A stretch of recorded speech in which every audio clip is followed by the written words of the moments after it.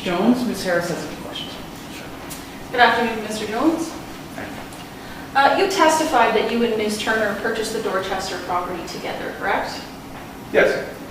In year X, right? Yep. And after you've been married for quite some time, living in a one-bedroom apartment, right? Yep. Okay. So when your counsel asked you whose house it was, you said that it was your house together as a couple, right? Because it is, yeah. Okay. But to be clear, the money used to purchase the house was Tanya's, wasn't it? I mean, technically, I guess, but we're married. Well, technically, she inherited that money to buy the house from her deceased uncle, right? Yeah. Okay. So, in essence, Ms. Turner paid for the house, right? You know, if you want to be technical about it, I guess so, but I mean, married couples do that sort of thing all the time. Okay. We're married. But as a married couple, you made a promise to Tanya about the house, didn't you? What do you mean a promise? Well, you promised Tanya that if she put up the money to buy it, you'd do the work to fix it up into the castle of her imagination, right? I mean, I wouldn't use those words, castle, of anything. I mean, I'm just a regular construction worker. Okay, but you did promise to fix it. Yeah, you know, I'm sure most husbands say they're going to fix up, you know, do some work around the house. Yeah, I said I was going to do some work around the house, yes. And you didn't, did you? I was really busy at work. I mean, I had every intention of doing it, but work got in the way. It was a busy construction season. And that... You've seen all the construction work around the London streets that I've been working on? Yes, I have, to my misfortune, but you failed to keep your promise to Tanya, right? I wouldn't say that I failed, I just didn't get around to it. Well, you didn't get around to it, Mr. Jones, because you got separated and then divorced about 3 months after you bought the house, right? Yeah, I think that's the time, yeah. So it's also fair to say that you lived in the house for a very short period of time, right? Well, I mean, we bought the house together. The house was ours, and I decided to leave there when we separated. It was my choice to leave. Why did you leave again? Well, I just felt that she shouldn't have been the one that had to move. And you felt that because she paid for the house, right? Well, like you said, it wasn't money that she inherited, but yeah, I guess so, yeah. And you also felt that because you hadn't done any of the work that you promised to do her, right? Well, I wouldn't go that far. I was going to do it if I was going to stick around, but I figured it would be kind of weird if we just got divorced and I was going to hang around there and, you know, be patching up drywall while we're divorced. Okay. And after your divorce, to continue with this line, you offered to have yourself removed from the title of the house, didn't you? Yeah, just to kind of, I thought maybe it was a good idea, just to kind of water under the bridge sort of thing. You know? Okay, so it was your intention to give up your ownership right to the house? She rejected that though. She said I didn't have to. But she did ask you about it later. She asked it about you in year X, or she asked you about it in year X, didn't she? Yeah, and I said, you know what, take care of it. We look into it when I came back in March. So again, for the second time in your relationship, friendship, marriage with Tanya, you offered to have yourself removed from the title, correct? No, I didn't offer it. She just said that she just wanted me to come down to the land registry office with it. Okay. That's what she said. I said, I'll take care of it, and we take care of it when I came back in March. But it was completely voluntary, right? Well, it's not like she had a gun to my head or anything, but... And you weren't expecting anything in return for removing your name from the title, were you? I'm not exactly sure that's what she wanted me to do. I mean, she said she wanted us to go to the land registry's office together. Is there anything else that you can think of that the two of you would do together at the land registry's office? You knew it was about the house, right? Yeah, obviously, why else would we be going there? Okay. So, I want to ask you a bit about your relationship with Tanya towards the end of her life, okay? For sure.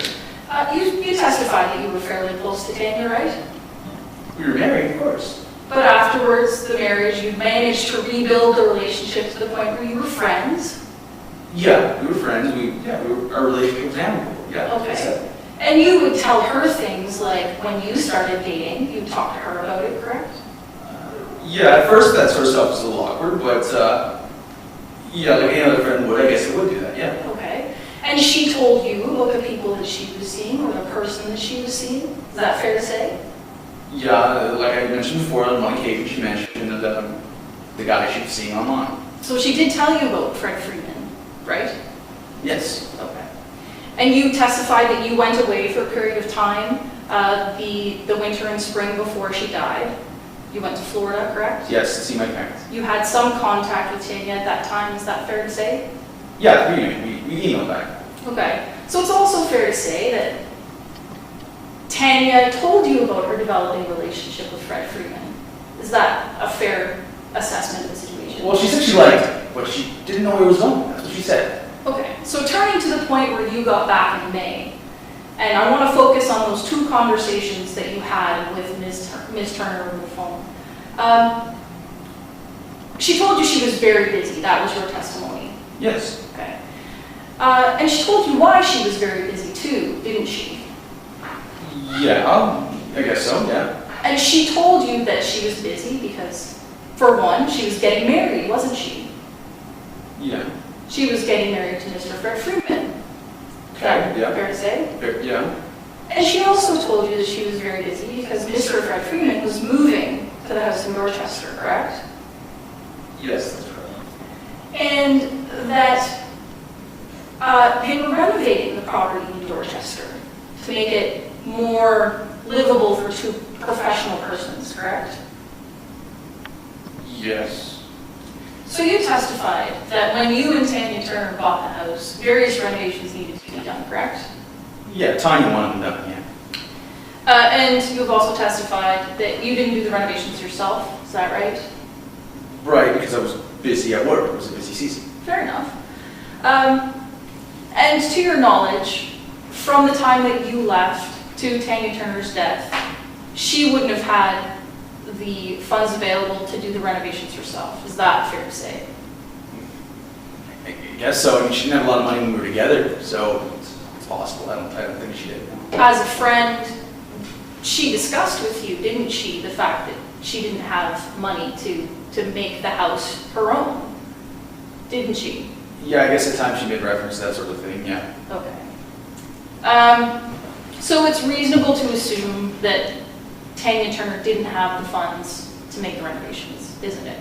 Probably not all of it, no. Okay. So you testified in chief that when you returned to the Dorchester home after her death, renovations were in progress, correct? Yeah, I noticed some stuff being done around the house, yeah. Okay, so the basement was being finished, to be specific, right? Correct, yeah. And there were hardwood floors going in on the main floor, correct? Yes. And there were new countertops and new cupboards, weren't there? Or going in. It looked that way, yeah. And you testified that you canceled those renovations. Well, I mean, I'm a construction worker. That's what I do for a living. It made no sense to me to have these strangers come into my house and, doing jobs that I knew how to do anyway, and just bugging me all day about something that I wanted to do to my own house. Okay. And to turn to the cancellation now, you didn't ask for any type of refund, did you? Well, I did, but the contractor was pretty adamant. He said a deal's a deal. So he said, they finish the job, but they would give the money back. And, again, I'm a busy person. And when I come home, I don't like to be interrupted a heck of a lot. So I figured, you know what? I'm in no real rush. I'll do the job myself. Okay. And when you asked for that refund, did you ask how much Ms. Turner had paid for the entire renovation? Yeah, I did. And how much was that?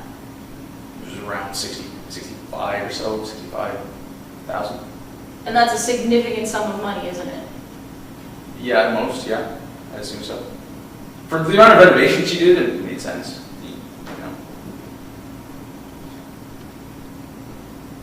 And you also, turning to the ring, the engagement ring, Okay. you testified that when you did go back to the Dorchester property, you noticed a ring in the bathroom.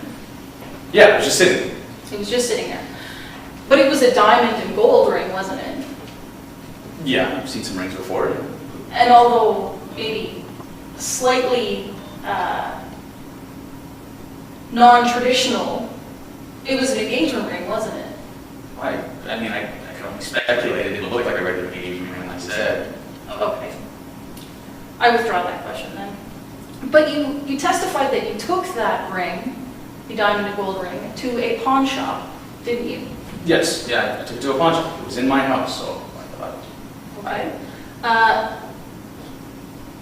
And the pawnbroker told you that the ring was worth about $1,500?